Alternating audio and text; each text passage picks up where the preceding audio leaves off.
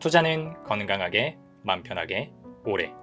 안녕하세요. 케빈 베스만 허정욱입니다. 오늘 촬영일자 4월 16일 수요일입니다. 오전 강의를 끝나고 나서 오후에 집에 와서 잠깐 잠을 내서 영상을 찍고 있습니다.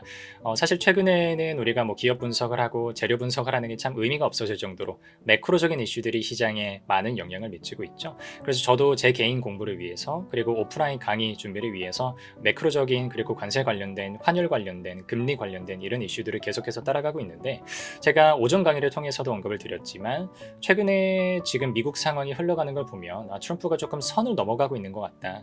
이렇게 하다가 자칫 잘못하면 미국을 부러뜨릴 수도 있겠다. 트럼프 자체가 자빠질 수도 있겠다.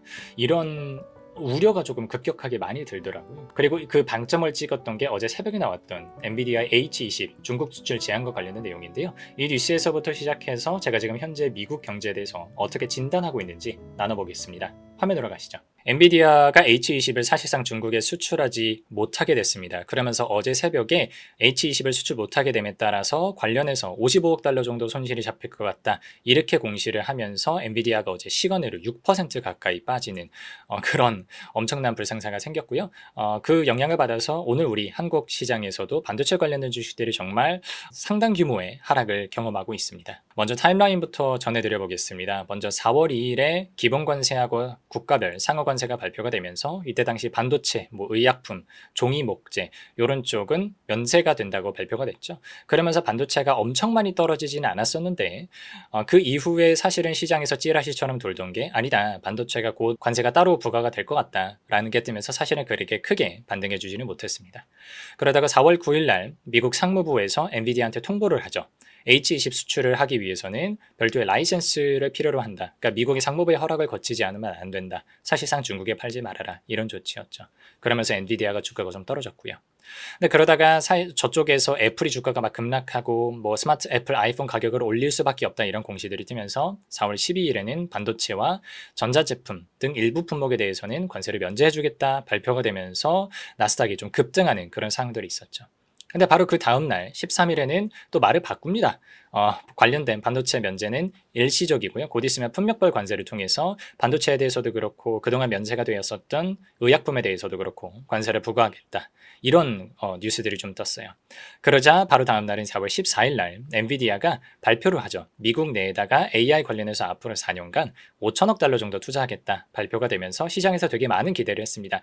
이렇게 되면 H20 중국에 파는 것과 관련해서 미국 상무부랑 어느 정도 협상이 이루어졌나 보다. 이렇게 사람들이 기대를 했는데 바로 어제 새벽이었죠. 미국이 다시 한번 재확인을 했습니다. H20 중국 수출과 관련해서 라이센스가 필요한 거는 맞고 여전히 유지가 되고 있고 무기한이다 이렇게 발표를 내고, 연달아서 엔비디아가 그렇게 되면 우리 H20 관련해서 1분기에 55억 달러 정도 손실이 날 것 같다 이렇게 발표를 하면서 시장이 엄청난 충격을 받고 있습니다. 저는 이런 생각을 해봤어요. 결국에는 중국이 AI를 못 따라오게 하기 위해서 수출을 제한을 하는 거잖아요. 그럼 반대로 우리는 이런 생각을 해봐야죠. 중국이 H20을 수급받지 못한다고 해서 AI를 못하게 될까? 이런 생각들을 해볼 수 있어요. 근데 여기서 저는 두 가지 반박거리가 생각이 나더라고요. 첫 번째로는 H20 칩이 아니더라도 이미 중국은 정말 극단적인 알고리즘 가성비 효율화로 어느 정도 AI를 해놓고 있었고 자체적인 ASIC 칩 혹은 추론용 훈련용 칩들을 개발을 하고 있습니다. 특히 화웨이에서 어센드 910이라든가 조금 더 업그레이드된 910C 관련해서 개발을 하면서 내재화를 하려고 노력을 하고 있고요. 더군다나 중국이 최근에 냈던 뉴스를 보면 자국의 데이터 센터에다가는 에너지 효율이 낮은 반도체는 사용을 못하도록 규제를 하기 시작했어요. 이게 딱 H20을 타겟팅하는 거거든요. 왜냐면 엔비디아의 칩은 분명히 엄청난 극강의 성능을 자랑하는 칩인 건 맞아요. 근데 우리가 가성비가 좋은 거냐 전성비가 좋은 거냐 이렇게 보면 굉장히 떨어지는 칩입니다. 그렇기 때문에 H20을 오히려 중국이 나서서 사용을 제한한다라고 하는 건 중국이 H20 없이도 충분히 AI를 훈련시키고 추론시킬 수 있는 어느 정도의 준비가 되어 있다 라고 하는 얘기이자 방증이라고 저는 생각을 하거든요. 그래서 어차피 H20 못 판다고 하더라도요 중국은 AI 그대로 잘 할 겁니다. 더군다나 더 나아가서 저는 반도체가 관세를 부과했을 때 미국의 역풍을 맞게 되는 몇 안 되는 그런 산업이라고 생각을 합니다. 정말로 반도체는 중간재로서 역할을 하기 때문에 제조 역량이 정말 오프쇼어, 미국의 오프쇼어로 다 나가 있어요.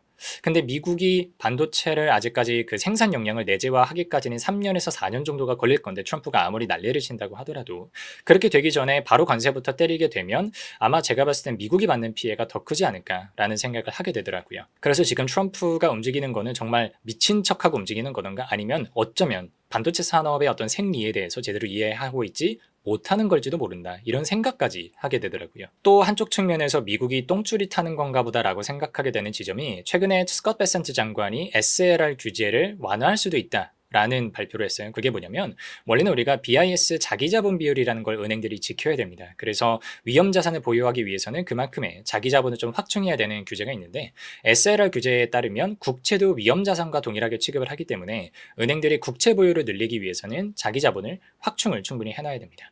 근데 최근에 이런 일이 있었죠. 이걸 뭐 중국이 했다, 일본이 했다 말이 많지만 미국의 10년물 국채 그리고 30년물 국채 금리가 급등하면서 이게 트럼프를 좀 건드리게 되는 트럼프로 하여금 똥줄이 타게 만드는 결과가 있었잖아요. 그래서 트럼프는 아마 지금 장기 국채 금리를 내리고 싶을 거예요. 근데 지금 이런 상황에서는 사줄 주체가 없는 거죠. 그렇게 되니까 SLR 규제를 완화하면서 은행들로 하여금 강제로 사게 하는 거 아니냐. 이런 이야기들이 좀 나오더라고요. 그러니까 트럼프 입장에서도 장기 국채 금리가 되게 중요한데 자기 마음대로 미국에 남아있는 카드가 몇 개 없는 거 아니냐 이런 생각을 해볼 수가 있는 거죠. 그리고 또 두 번째로는 지금 위기 국면인데도 불구하고 달러가 급격한 약세로 돌아서 있어요. 저는 달러 인덱스가 100 밑으로 떨어지는 거를 정말 오랜만에 보거든요. 한 4년 정도 만에 보는 것 같아요. 그래서 이걸 보고 물론 아직까지 좀 빠르게 판단하기는 이르기는 합니다. 아직까지 뭐 달러가 기축통화의 지위에서 내려왔다 이렇게 평가하기는 너무 이르긴 합니다. 근데 저는 유의 깊게 봐야 되는 게 뭐냐면 달러의 지위, 달러의 안전성에 대해서 의심하는 사람들이 한두 명씩 생기기 시작한 것 같아요. 그렇게 되면 미국이 앞으로 글로벌 그리고 외교 정책을 폄에 있어서 이전과 같이 정말 앞뒤 안 보고 앞뒤 재지 않고 자기 막무가내로 정책을 펴기는 좀 힘들어질 수도 있겠다 이런 생각을 좀 하게 되더라고요. 제가 여러분의 시간 딱 30초만 빌리겠습니다. 그동안 공지드렸던 와디즈 인강 프로젝트가 본 펀딩에 들어갔습니다. 오픈 예약 기간에만 900분이 넘게 신청을 해주셔서 참 감사하면서도 기초를 다지고 싶어 하시는 분들이 이렇게 많구나 느꼈었는데요. 본 펀딩은 4월 18일까지 진행이 됩니다. 제가 이번에 와디즈랑 콜라보를 하는 거다 보니까 정말 특가로 제작이 되고요. 아마 앞으로 개인적으로는 이런 가격에 강의를 제작할 것 같지는 않습니다. 그래서 이번 기회에 정말 스스로 바로 서는 투자 기초를 다지고 싶으신 분들은 함께 공부해 보셨으면 좋겠습니다. 하루에 딱 30분, 한 달 공부로 마무리하는 알찬 강의니까요. 많은 관심 부탁드립니다. 그리고 사실은 중국의 카드는 저는 여기서 끝나지 않는다고 생각을 합니다. 최근에 미국이 중국을 자꾸 관세를 때리고 하다 보니까 중국이 약간 I'm a bigger man 이런 느낌을 하면서 나는 125%에서 더 이상 의미가 없기 때문에 관세를 올리지 않을 거다라고 하면서 저 뒤쪽에서는 히토류 수출을 막았죠. 이게 히토류가 되게 어마무시한 게 뭐냐면 중국이 2010년대에 히토류 광산 이런 데 투자를 하도 많이 해놔가지고요.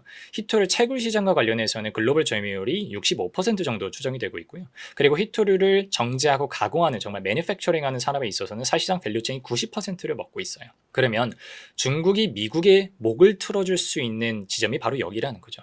히토류가 없잖아요. 예컨대 우리 MRI 기계 이런 거 못 만듭니다. 반도체 공정 문제 심하게 생깁니다. 그리고 우리가 알고 있는 여러 가지 첨단 산업들에 웬만하면 히토류들이 다 들어갑니다. 이게 저도 자세히는 모르겠는데 뭐 경히토류, 중히토류 이런 것들이 있대요. 그러면서 16가지 정도가 있는 걸로 알고 있는데 웬만한 히토류 종류에 대해서 중국이 다 손을 뻗치고 그 밸류체인을 장악하고 있기 때문에 히토류 쪽에서 문제가 생겼을 때 미국이 받는 피해는 정말 저희가 앞에서 나눴던 반도체 뭐 이런 것들은 정말 따질 것도 없이 너무나 크게 될 거라고 하는 강한 우려가 지금 들어와 있습니다. 그래서 저는 현재 상황에 대해서 이렇게 전달해 드릴 수 있을 것 같아요. 분명히 우리가 트럼프는 강한 사람입니다. 강한 존재이고요. 미국의 대통령이고요. 만만치 않아요. 우리가 뭐 곧 있으면 우리 정부에서도 이제 사절단이라고 해야 될까요? 이게 협상단을 보내잖아요. 그러면서 어떤 협상안이 이루어질지 우리가 잘 따라가 봐야 되겠지만 정말 쉽지 않을 거예요. 근데 저는 중국도 이번 무역전쟁이 두 번째라고 이야기를 드리고 싶어요. 사실 2018년도 때는 전 세계가 중국뿐만 아니라 전 세계가 트럼프라고 하는 그런 스타일의 대통령을 처음 봤지 않습니까? 그러니까 모두 다 약간 어영부영 어버버하면서 당황하면서 미국이 중국을 정말 두드려 팰 수 있었던 그런 기회였어요. 근데 그 뼈아픈 경험이 있다 보니까 중국이 이번 트럼프 2기 때는 정말 많은 준비를 하고 이 싸움에 들어오고 있는 것 같습니다. 그래서 뭐 125%다 145%다 혹은 설령 여기서 늘어나서 뭐 200%까지 간다고 하더라도요. 이미 어차피 미중 간의 무역은 사실상 중지된 상태이기 때문에 여기서 더 올린다고 여러분들이 패닉하실 필요는 없는 것 같고 이미 그냥 둠스데이에 있어요. 우리나라는. 근데 제가 걱정하는 건 뭐냐면 경제라고 하는 거는 되게 천천히 어떤 사조적인 철학적인 플로우를 타고 움직이는 경향이 있습니다. 근데 우리가 1970년대 이후에 레이거노믹스 이후에 신자유주의 질서가 전 세계에 들어와 있었어요. 어떻게 보면은 각자 잘하는 걸 하면서 조금 글로벌 통합화 그리고 무역 자유화 이런 것들이 신자유주의 어떤 키워드를 우리가 언급이 되고 있는데 이거를 트럼프는 어떻게 보면 한 방에 바꾸려고 하는 거거든요. 근데 한 방에 바꾸기 위해서는 50년의 축적된 질서와 문화와 관습과 제도 이런 것들을 한 번에 부셔뜨려야 되거든요. 그래서 꽤 많은 부작용을 초래할 수가 있게 되고 자칫 잘못하면 다른 나라들도 당연히 피해를 보겠지만 엄청난 피해를 보겠지만 미국 자체가 부러지는 그런 결과도 발생할 수가 있다. 트럼프가 우리가 뭐 비즈니스맨 출신이다, 사업하던 사람이다라고 해서 경제 되게 잘 안다라고 생각을 하고 당연히 그러신 분이겠지만 또 한편으로는 트럼프가 전지전능한 신은 아니잖아요. 자칫 잘못하면 미국의 생각지도 못한 부작용으로 일어나게 되면서 오히려 이 전쟁에서 미국이 뼈아픈 결과를 가져가는 그런 상황이 될 수 있다는 우려가 들고 당연히 그런 결과로부터 우리나라도 자유롭지가 않겠죠. 그래서 저는 이런 생각을 합니다. 사실은 트럼프를 막을 수 있는 건 아닌 것 같아요. 오히려 최근에 트럼프가 움직이는 걸 보면 굉장히 종교적인 신념을 가지고 움직인다라는 그런 생각이 듭니다. 그렇기 때문에 트럼프 주변에 있는 사람들이 조금 객관적이고 중립적인 시선을 가지고 우리가 중국을 때리는 거 좋습니다. 어차피 트럼프의 전략 방향성이었고 근데 그것 때문에 자기 피와 살을 깎아먹는 그런 우를 범하지는 않았으면 그러면서 우리 모두가 피해를 보지는 않았으면 하는 마음입니다. 아마 영상 보시는 여러분들께서도 최근에 주식시장이 너무 오르고 내리고 불확실성이 크기 때문에 많이 지쳐 계실 것 같습니다. 하지만 저는 이렇게 극단적인 상황이 아주 오래 갈 것 같지는 않고요. 그 사이에 어떻게든 결론이 나겠죠. 그때를 조금 기다리면서 우리가 천천히 공부를 해두고 다만 조금 진심 어린 걱정을 하는 시기를 보내시면 어떨까 싶습니다. 오늘 영상이 도움이 되었기를 바라고요. 여기까지 하겠습니다. 감사합니다.